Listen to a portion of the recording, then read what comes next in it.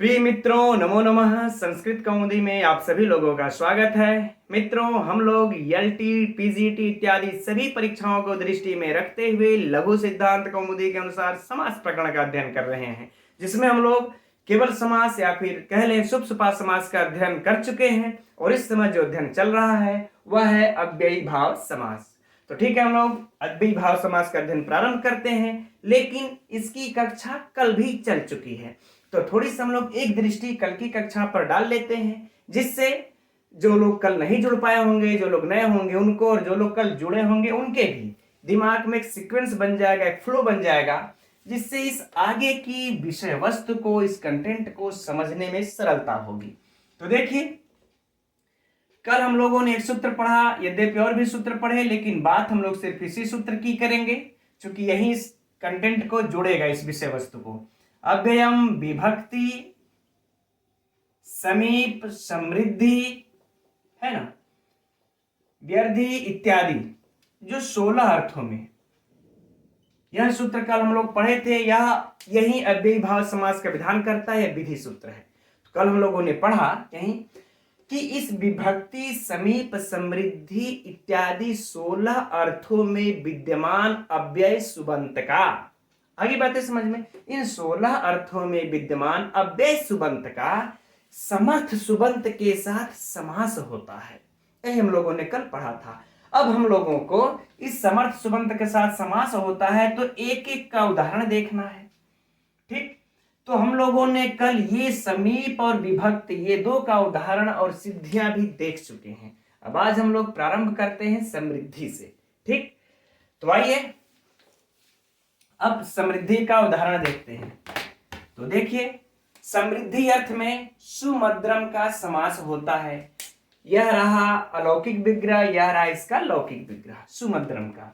ठीक, तो यह दोनों महत्वपूर्ण है, हम लोग इसको याद रखेंगे। यद्यपि परीक्षा के लिए ज्यादा महत्वपूर्ण यह लौकिक विग्रह ही होता है, लेकिन पता नहीं क्या किसी पेपर बनाने वाले की खोपड़ी घूम जाए तो वह अलौकिक विग्रह भी दे दे, तो हम लोगों को इसे भी याद रखना है। ठीक, अब देखिए यहां पर सुमद्रम में जो समास हुआ है, यह सु क्या है, अव्यय है। इस समर्थ सुबंत अव्यय का, इस अव्यय का इस अर्थ में, किस अर्थ में, समृद्धि अर्थ में, इस मद्र देश, इस मद्र सुमर्थ समर्थ सुबंत शब्द के साथ समास हुआ। ठीक, इस अव्यय का इस समृद्धि अर्थ में, सु अव्यय का समृद्धि अर्थ में इस मद्र शब्द के साथ जो समर्थ सुबंत है, इसके साथ समास हुआ। ठीक है ना, समास हुआ, क्या हुआ, मद्राणाम समृद्धि, मद्र देश की समृद्धि। तो चूंकि षष्ठी विभक्ति है, बहुवचन है, यह लौकिक विग्रह, जब हम इसका लौकिक विग्रह करते हैं तो क्या बन जाएगा, मद्र आम, है ना, बहुवचन में आम, फिर क्या होगा, सु, यह हो गया इसका अलौकिक विग्रह। ठीक, अब आइए हम लोग इसकी सिद्धियों पर बस इसी की सिद्धि देखा जाएगा, चूंकि सिद्धि की चर्चा तो कल भी हो चुकी है।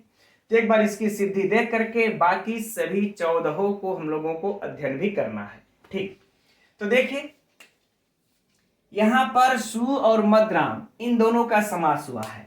तो इस मद्राम सु का किस सूत्र से समास हुआ है, अब यहीं से क्वेश्चन प्रारंभ हो जाता है। ठीक है ना, तो अव्ययम, विभक्ति, समीप, समृद्धि,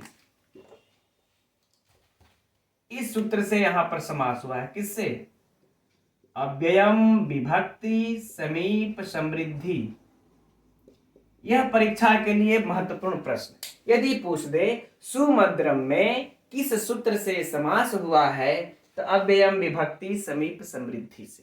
ठीक, यहां पर यही सूत्र लागू हो रहा है, क्योंकि सु अव्यय जो है यह समृद्धि अर्थ में यहां पर आया हुआ है, और यहां पर मद्र भी समर्थ सुबंत है, इसलिए इस अव्ययम, विभक्ति, समीप, समृद्धि सूत्र से अव्यय समास को प्राप्त हो गया। ठीक, चलिए अब इसका समास हो गया। अब जो अगला जो सूत्र आएगा कि तब बात यहां पर यह उठेगी कि कौन पहले रखा जाएगा, मद्र को पहले रखना है कि सु को पहले रखना है। तब यहां पर आएगा सूत्र प्रथमा निर्दिष्टम समास उपसर्जनम, कि जो प्रथमा से निर्दिष्ट होता है उसकी उपसर्जन संज्ञा होती है। इस सूत्र के द्वारा इस सु की उपसर्जन संज्ञा हो जाएगी। फिर अगला सूत्र आता है उपसर्जनम पूर्वम। क्या आता है उपसर्जनम पूर्वम। इस सूत्र से इस सु को पूर्व में रख दिया जाएगा। जब पूर्व में रख दिया जाएगा तो क्या हो जाएगा, सु धन मद्र धन आम, अर्थात यह सु पूर्व में चला जाएगा, मद्र बाद में चला जाएगा, है ना। अब देखिए, अब इसका एक आगे भी सूत्र आता है कि कृतधित समासाश्च। इस सूत्र से इसकी प्रातिपदिक संज्ञा हो जाती है।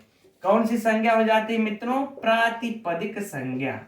एकदम यह सीक्वेंस आप लोग याद कर लीजिए, हर जगह काम आएगा, आगे भी 14 में यही काम देगा, ठीक है ना।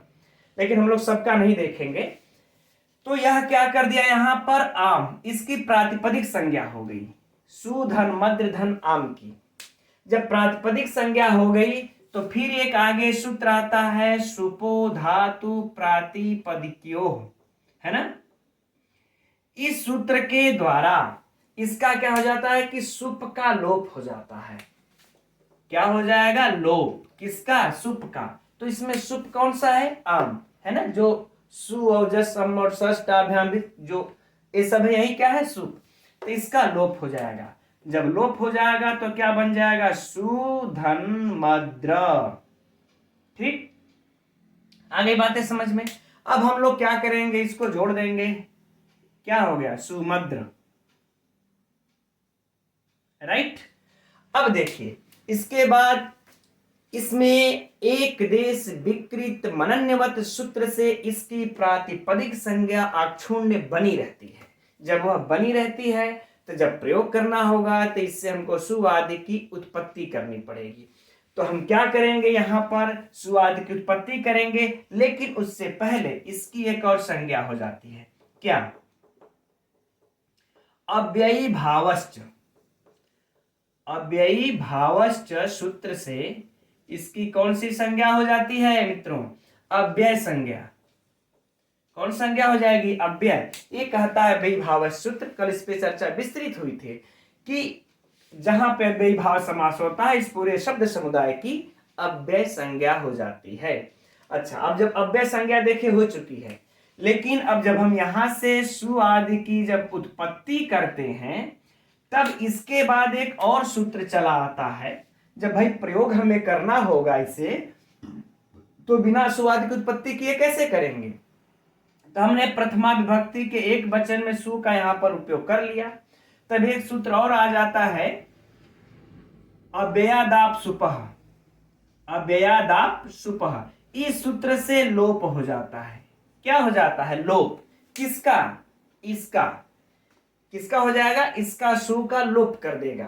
ठीक, यह कहता है कि अव्ययी भाव जब किसी का समास अव्यय संज्ञा जब हो जाती है इसकी, तो इस सु का हम लोप कर देंगे। कौन सूत्र कहता है, अव्ययादाप सुपह, कि मैं इसका लोप कर दूंगा।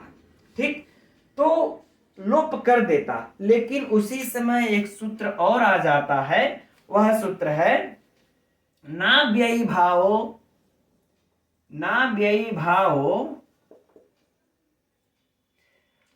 ना व्ययी भावात, ना व्ययी भावावतो अम तो पंचम्या, है ना। ना व्ययी भावा यदतो अम तो पंचम्या, यह सूत्र आ जाता है। यह सूत्र क्या क्या कहता है, कहता है कि सुनिए भाई, अगर यहां पर अ होगा लास्ट में, इस अ के बाद यदि सु आएगा तो जो तुम अव्ययादाप सुपह से लोप कर रहे हो, हम इसका निषेध करते हैं, हम लोप नहीं होने देंगे। तो इस सूत्र ने आकर के यहां पर क्या कर दिया, निषेध, किसका, इस अव्ययादाप सुपह का, यह निषेध कर दिया।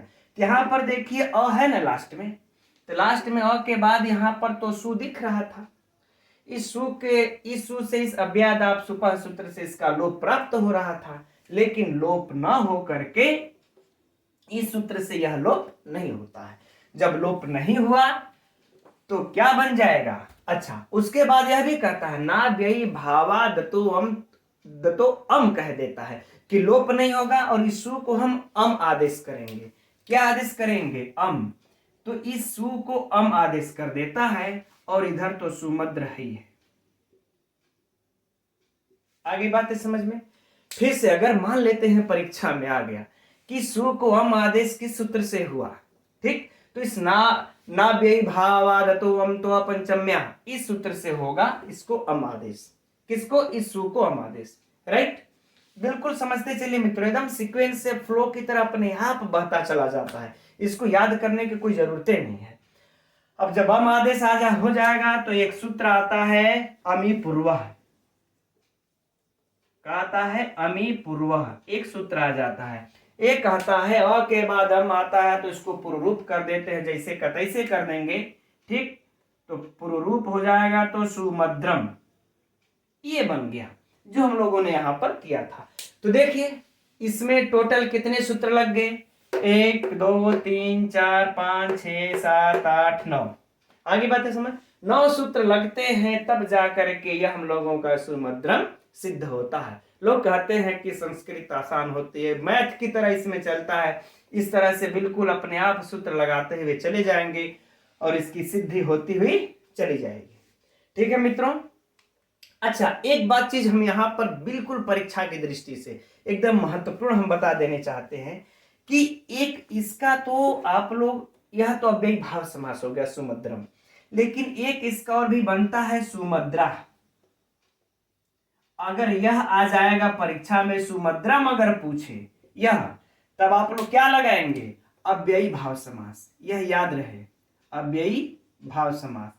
अगर उसकी खोपड़ी घूमी और अगर उसने सुमद्रा अगर पूछ दिया तब क्या अब किया जाएगा? तो देखिए सुमद्रा में कौन सा समास है? तो समृद्धा मद्रा, इसका विग्रह क्या हो जाता है? इससे लिख लेते हैं, समृद्धा मद्रा, एकदम नोट कर लीजिएगा इसको। अब यहां पर हम लोगों का जो सूत्र लगता है कुगति प्रादेय, कुगति प्रादेय सूत्र से यहां पर कौन सा समास हो जाता है? तत्पुरुष, ठीक, तो याद रहे तत्पुरुष समास किसमें? सुमद्रा में। अगर सुमद्रम पूछे, यह देखिए यही होता है पढ़ाई का, यह चीजें जब आप लोगों को आगे पीछे से जब जोड़ करके कि यहां पर अंतर डिफरेंट करके जब पढ़ेंगे तो मैं दावे के साथ कह सकता हूं कि परीक्षा में कभी आप लोग कंफ्यूज नहीं होंगे। ठीक, तो देखिए सुमद्रम अम आदेश हुआ है, अगर यह पूछ दे तो कौन समास? अव्ययी भाव। सुमद्रा पूछ दे तो समृद्धा मद्रा, है ना, ये कुगत प्रादेय यहां पर सूत्र लग जाएगा तत्पुरुष, याद रखिएगा।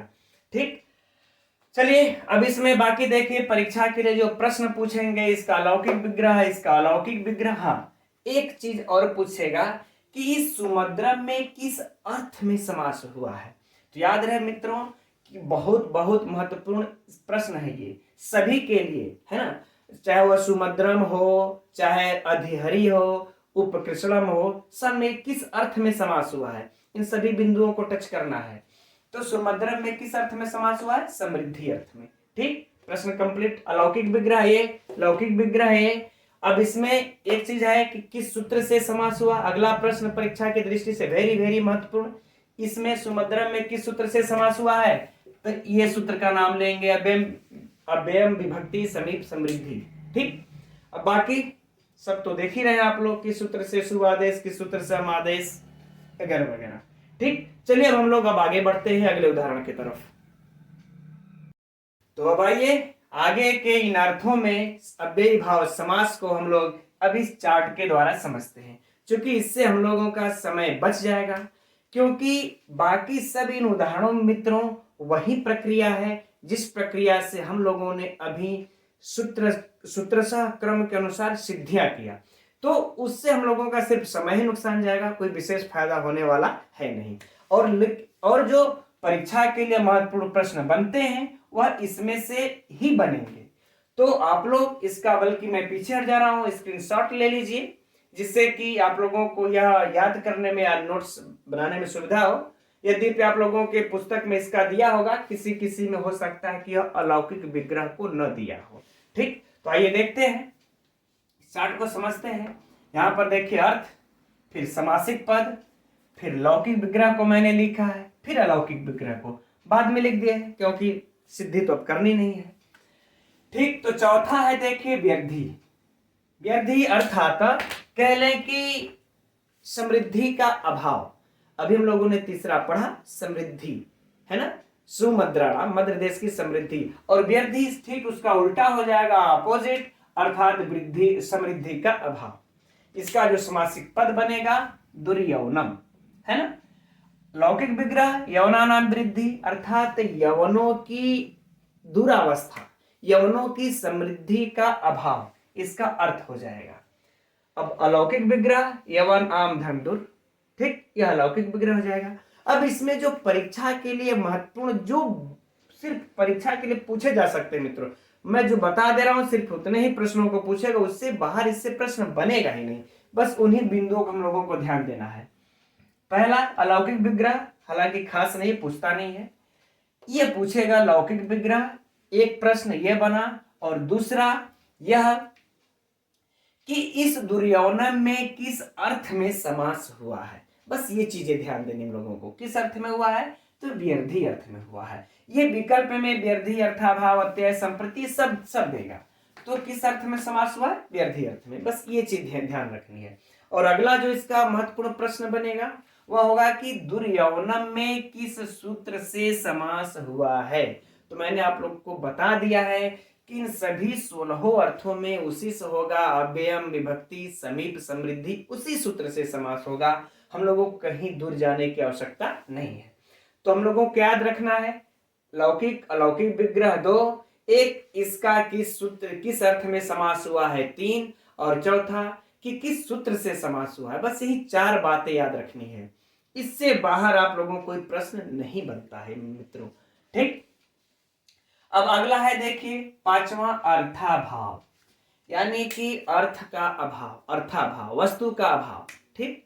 अच्छा, इसमें कुछ विद्वानों का कहना है कि समृद्धि का भाव हो गया था तो फिर अर्थाभाव की क्या आवश्यकता थी, यह दोनों उसी से काम चल जाता। लेकिन नहीं मित्रों, ये अलग अलग है, आप लोग भी समझेंगे तो भी समझ में आ जाएगा। जैसे देखिए निर्मक्षकम, मक्खियों का अभाव, यह हो गया समासिक पद, और लौकिक विग्रह हो जाएगा मक्षकाणाम अभाव, यानी कि मक्खियों का अभाव।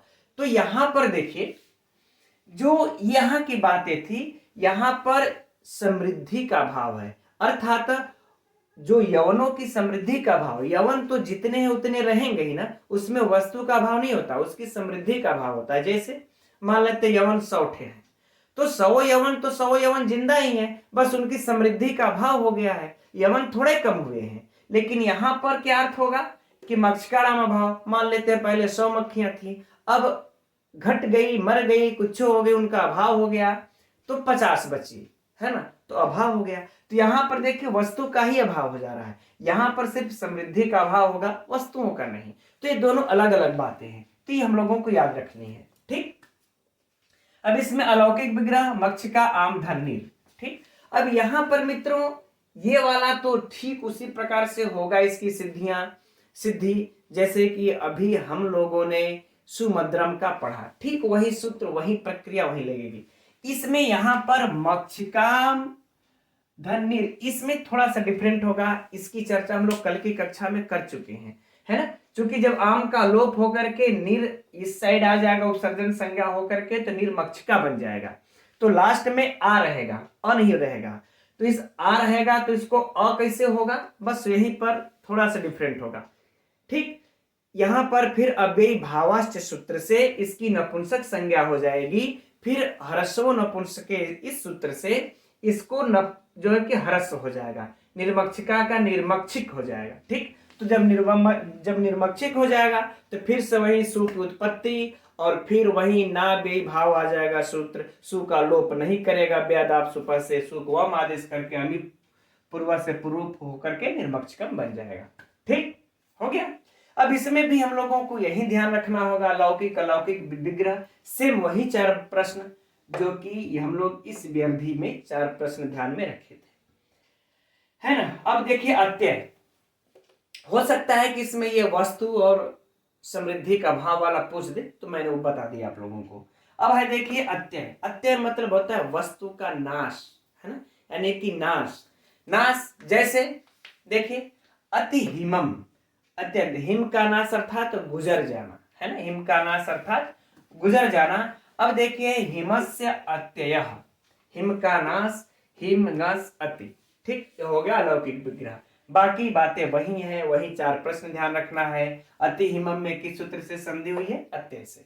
ठीक, आगे देखते हैं असंप्रति। असंप्रति अर्थात इस समय उचित नहीं है, इसका अर्थ होगा इस समय उचित नहीं है। समासिक पद बन जाएगा इसका, देखिए अति निद्रम है ना, अर्थात इस समय निद्रा उचित नहीं है। लौकिक विग्रह हो जाएगा निद्रा संप्रति न युज्यते, इस समय निद्रा लेना ठीक नहीं है। भाई सुबह कोई 6 बजे सोए या शाम को 6 बजे सो जाए तो वो निद्रा का उचित समय नहीं है, या फिर कोई इमरजेंसी है, आकस्मिक से वैसा कार्य आ गया तो निद्रा उचित नहीं। निद्रा अग्नस धन अति, ठीक, अलौकिक विग्रह। अब शब्द प्रादुर्भाव, यहां पर देखिए शब्द की सिर्फ शब्द की व्युत्पत्ति, शब्द का प्रकाश की बातें हुई। ये उस अर्थ में, इस अर्थ में इति, इति इस अव्यय का समास होगा, है ना, इस अव्यय का समास होगा। ठीक, हरि शब्द सुबंध के साथ, तो हरि शब्द से प्रकाश, हरि शब्द का प्रकाश, हरिंगस इति, यह अलौकिक विग्रह। अब देखिए पश्चात, इस पश्चात अर्थ में, पश्चात अर्थात यूं कह लें कि पीछे, पश्चात अर्थ अर्थात पीछे, इस पीछे अर्थ में इस अनु, पीछे अर्थ में इस अनु अव्यय का विष्णु समर्थ सुबंध के साथ समास हुआ। ठीक, विष्णु पश्चात यह समास अलौकिक, अरे लौकिक विग्रह हुआ, और विष्णु गस धन अनु यह अलौकिक विग्रह हुआ। तो ठीक है मित्रों, इसे बस हम लोगों को इतना ही याद रखना है, इसका आप लोग स्क्रीनशॉट लेकर के रख लीजिएगा, और यही इसमें से हम लोगों को 4 बातें ध्यान रखनी है। ठीक, चलिए अब 9 हो गए, हम लोग 8वें की तरफ बढ़ते हैं। यथा, उसके 4 अर्थ होते हैं, यह भी महत्वपूर्ण है। अब आइए उसको देखते हैं। अब आइए मित्रों आगे देखते हैं हम लोग 10वां यथा। यह बहुत ही महत्वपूर्ण है परीक्षा की दृष्टि से, इससे एक प्रश्न, उस प्रश्न पर पहले हम लोग ध्यान देते हैं कि अव्ययी भाव अव्यय विभक्ति में आए हुए इस यथा के कितने अर्थ होते हैं? तो मित्रों 4 अर्थ होते हैं, एकदम दिमाग में नोट कर लीजिएगा। यद्यपि आप लोग जानते होंगे, लेकिन अगर इस प्रकार से प्रश्न पूछे तो कंफ्यूज नहीं होना। इस यथा के कितने अर्थ होते हैं? 4। वह 4 अर्थ कौन कौन है? योग्यता, विप्सा, पदार्था, नतिवृत्ति और सादृश्य, यही चारों हैं। इन चारों अर्थों को भी याद कर लेना है। हो सकता है यह 4 भेद न पूछ करके इनमें से पूछ दे। ठीक, अब इन चारों के भी देखिए ठीक उसी तरह से समासिक पद, लौकिक विग्रह, अलौकिक विग्रह इसके बनते हैं। ठीक उसी प्रकार से सिद्धि होगी। बस यह जो चौथा है सादृश्य, स हरि हरे सादृश्य, इसी में थोड़ा सा एक सूत्र अधिक लगेगा, तो उसको हम लोग देख लेंगे। ठीक, आइए प्रारंभ करते हैं। तो देखिए योग्यता है ना, अनुरूपम, इसका समासिक पद क्या होगा? अनुरूपम। इस अनु अव्यय का योग्य अर्थ में, ठीक, योग्यता अर्थ में इस रूप समर्थ सुबंत के साथ समास होता है, और लौकिक विग्रह इसका बनता है रूपस्य योग्यम, अर्थात रूप के योग्य। तो षष्ठी है तो रूपगस अनु, एक वचन। आगे है देखिए विप्सा। अच्छा मित्रों, अब यहां पर यदि पूछ दे कि अनुरूपम में किस अर्थ में समास हुआ है, तो हम लोग को यह यथा नहीं मारना है, यह विप्सा अरे योग्यता मारेंगे। क्या लगाएंगे? विप्सा, अरे योग्यता, किस अनुरूपम में योग्यता अर्थ में समास हुआ है, यथार्थ नहीं मारना है। और बाकी यदि यह पूछे कि सूत्र से समास हुआ है, तो वही है अव्यय विभक्ति समीप समृद्धि। और लौकिक विग्रह, लौकिक विग्रह में कोई कंफ्यूजन नहीं। ठीक, आगे बढ़ते हैं। दूसरा है विप्सा। विप्सा का मतलब किसी भी वस्तु को बार बार कहना, अर्थात जिसको हम दुर्वृत्ति बोलते हैं। तो प्रत्यर्थम समासिक पद है, अर्थम अर्थम प्रति, है ना, प्रत्येक अर्थ के अर्थम अर्थम प्रति, अर्थ अम प्रति, इसका लौकिक विग्रह हो जाएगा, सरल। अब आगे बढ़ते हैं। अब है अगला पदार्था नतिवृत्ति। इसमें भी बाकी सेम वही बातें होंगी जो इसके लिए कंडीशन रखा। प्रत्यर्थम में किस अर्थ में समास हुआ? तो विप्सा अर्थ में हुआ। यथा हम लोग यहाँ पर लगाएंगे, क्योंकि अगर दोनों ऑप्शन में दिया तो योग्यता ही सही होगा, यथा नहीं सही होगा। वह लगाना खतरे से खाली नहीं है। ठीक, अब देखिए पदार्थानतिवृत्ति है, इसका अर्थ होगा कि जो उत्तर पद में जो भी शब्द हो, जो भी पदार्थ हो, उसका अतिक्रमण न करना। ठीक, जैसे यथाशक्ति, शक्ति भर, शक्ति भर यानी शक्ति से बाहर नहीं। जितना हमको शक्ति है 1 घंटा पढ़ने की तो हम 1 घंटा पढ़ेंगे, जितना हमारी शक्ति है उसकी शक्ति से ज्यादा नहीं पढ़ेंगे, अतिक्रमण नहीं करेंगे अपने उस 1 घंटे पढ़ने की शक्ति को। ठीक, शक्तिम अनतिक्रम्य, ये लौकिक विग्रह, अलौकिक विग्रह, शक्ति अम धन यथा। ठीक, अब बात आती है देखिए सादृश्य, इस चौथे उदाहरण पर स हरि हरे सादृश्यम।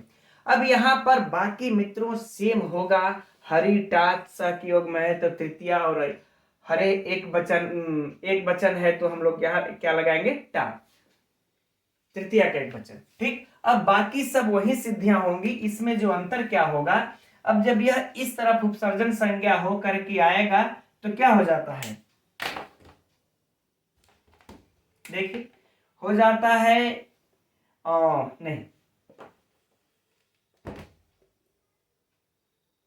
सह और उसके बाद धन होगा हरि। ठीक है, ये हो जाता है।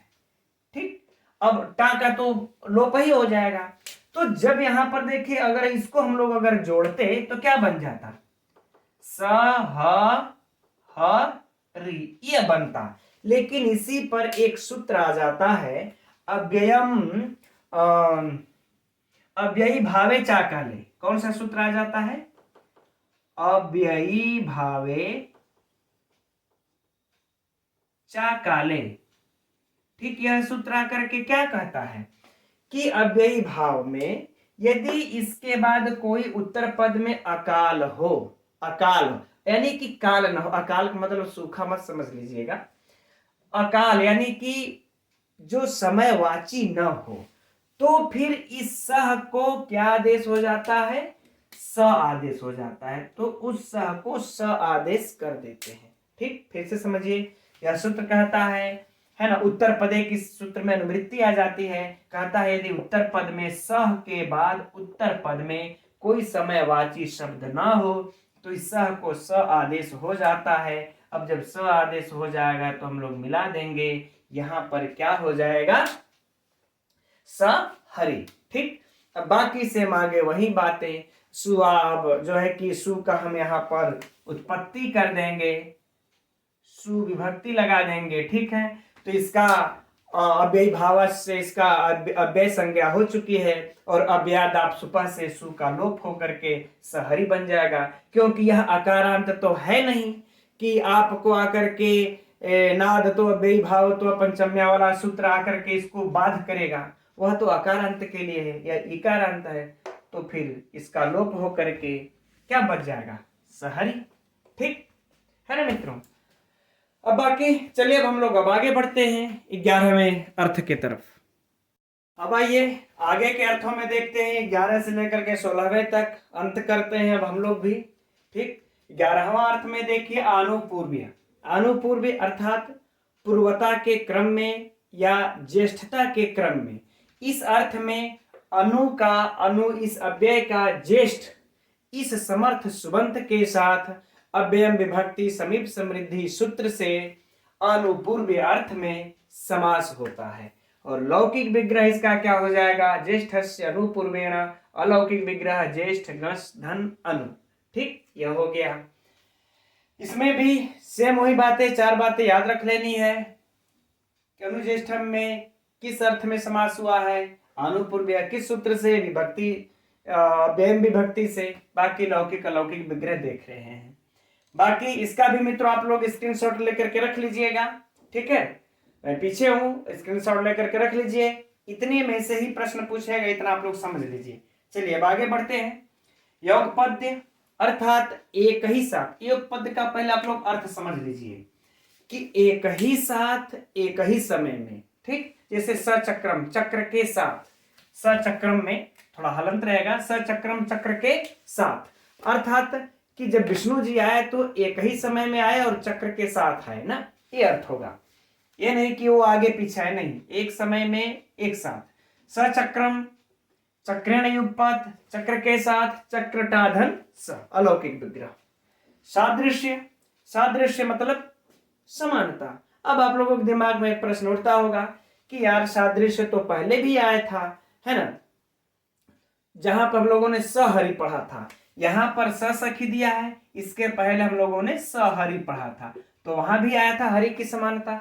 तो मित्रों यहाँ पर दोबारा लाने का मतलब यह है कि उत्तर पद में अगर सादृश्यता यहाँ पर गौण होगी तो भी समास हो जाएगा। यानी उत्तर पद में जो सादृश्यता का रखा जा रहा है यदि वह गौण हो तो भी समास हो। जैसे सखी, मित्र की समानता, यहाँ पर उत्तर पद जो है गौण है, अतएव इस सादृश्य से समास होगा यहाँ पर, इसलिए इसको बाद में लाया गया। ठीक, चलिए सख्या सदृशः और सखी टासः अलौकिक विग्रह।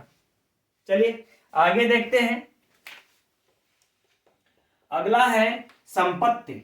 संपत्ति अर्थ में स छत्रम, छत्रणाम संपत्ति, क्षत्रियों की संपत्ति, छत्र आम धन स, बाकी सब यही है, वही सारी बातें हैं। साकल्य, साकल्य अर्थ में सतृणम, यानी कि सब कुछ खा जाता है, कुछ भी नहीं छोड़ता। तृणमपि परित्यज्य अति, अति भी लिख देते हम लोग, अति यानी कि तृण को भी नहीं छोड़ता है, सब कुछ खा जाता है। ठीक, इसका लौकिक विग्रह और अलौकिक विग्रह हो जाएगा तृण टाधन स। ठीक, अब अंत है, अंत मतलब समाप्ति, और हम लोग इसकी भी समाप्ति कर देंगे इसी के साथ। ठीक, साग्नि, ठीक ना, यानी कि अग्नि ग्रंथ पर्यंतम अधीते, अग्नि के ग्रंथ तक इसको पढ़ता है, अधीते मतलब पढ़ता है, अग्नि टाधन स। ठीक है मित्रों, तो यह इसका भी आप लोग स्क्रीनशॉट लेकर के रख लीजिएगा। अब हम इन 16 अर्थों से जो कुछ महत्वपूर्ण और भी परीक्षा के लिए उपयोगी हैं, पूछे जा सकते हैं, पूछे गए हैं, उनका भी हम लिख करके संग्रह बना दे रहे हैं, उनको भी आप लोग उतार लीजिएगा, ताकि आप लोग पूर्ण रूप से प्रिपेयर हो जाइए कि अब इस सूत्र से यदि आप लोगों को परीक्षा में पूछ दे तो बताइए, जितना हम लोगों ने कल और आज की कक्षा में अध्ययन किया, क्या इससे बाहर पूछ सकता है? कोई प्रश्न ही नहीं बनता। ठीक, तो हम लोग उसको भी देख लेते हैं। तो यह रहा मित्रों कुछ अन्य उदाहरण उन्हीं अर्थों से संबंधित जो कि परीक्षाओं में पूछे जा चुके हैं और महत्वपूर्ण है। देखते हैं। देखिए, जैसे विभक्ति अर्थ में अधिमालम, यह समासिक पद है, इसका लौकिक विग्रह होता है मालायाम इति। ठीक, मैंने इसका अलौकिक विग्रह नहीं लिखा है, क्योंकि अलौकिक विग्रह पूछना होगा तो जो लघु सिद्धांत कौमुदी में दिया है वही पूछेगा, है ना। तो चलिए, अधिमालम मालायामिति, इसी प्रकार से अधिकन्यम कन्यायामिति, ये दोनों अगर पूछे तो किस अर्थ में समास हुआ है? विभक्ति अर्थ में। ठीक, इन दोनों में कौन सा समास है? अव्ययी भाव समास है। किस सूत्र से है? वही अव्यय विभक्ति से। अब समीप अर्थ में देखिए, जैसे उत्कृष्णम तो उपकूपम, कूपस से समीपम लौकिक विग्रह, उपाग्नि अग्ने समीपम, है ना। व्यर्थी अर्थ में देखिए दर्शकम, है ना, शकानाम वृद्धि, यानी कि शकों की समृद्धि का अभाव। ठीक, यह भी पूछ चुका है मित्रों परीक्षा में, और यह भी पूछ चुका है, और यह भी, तीनों को हम लोग देख लेते हैं। अर्थाभाव अर्थ में देखिए निर्मस्कम, तो यह सरल है, याद हो जाएगा, निर्मक्षकम निर्मस्कम, मस्का नाम अभाव, मच्छर का भाव, वह मक्खियों का भाव था। अब देखिए आगे है अत्यय। अत्यय अर्थ में देखिए नाश, नाश अर्थ में निर्हिमम। यहां पर बड़ा कंफ्यूज करता है, यह परीक्षा में पूछ चुका है, याद रखिएगा। यह अतिहिमम जो अति उपसर्ग है, यह तो अत्यय अर्थ में लगता ही है, लेकिन साथ ही साथ अत्यय अर्थ में यह निरअव्यय भी लगता है, निरअव्यय भी होता है। इसलिए हम अतिहिमम कह ले चाहे निर्हिमम कह ले, दोनों में अव्ययी भाव समास है, और दोनों में इस अत्यय अर्थ में ही समास हुआ है। ठीक, तो इसे हम लोगों को याद रख लेना है, यह पूछ चुका है परीक्षा में कंफ्यूजन करने के लिए। हिमस्य अत्यय, यह लौकिक विग्रह। शब्द प्रादुर्भाव, जैसे वहां था इति हरि, तो यहाँ इति पाणिनि, पाणिनीय शब्द से प्रकाश, इति पाणिनीय शब्द का प्रकाश। योग्यता अर्थ में जैसे अनुरूपम तो अनुगुणम, है ना, गुणा नाम योग्यम। इसी तरह से और भी कुछ मित्रों हैं, लेकिन अब सेम इसी तरह से हैं, तो आप लोग उसे भी याद कर लीजिएगा। अब उससे मुझे यहाँ पर लिखना कोई आवश्यक नहीं, समझ में आ रहा है। तो हम उम्मीद करते हैं आज आप लोगों को यह समझ में आ गया होगा। अब हम लोग कल, अब अगला इसके सूत्र से, जो अगला सूत्र है नदीभिश्च, उस सूत्र से अध्ययन प्रारंभ अब करेंगे, कल का बहुत ही महत्वपूर्ण होगा। ठीक है, तो आज का तो हमारे ख्याल से अगर कोई नहीं भी पढ़ेगा तो भी चल जाएगा, लेकिन कल का बहुत बहुत महत्वपूर्ण कक्षा होगी मित्रों। कल आप लोग अवश्य जुड़िएगा, और आप लोगों को कैसा लग रहा है यह अध्ययन क्रमशः आप लोग हमें कमेंट्स करके अवश्य बताइएगा। ठीक है मित्रों, हम लोग कल मिलते हैं। नमो नमः।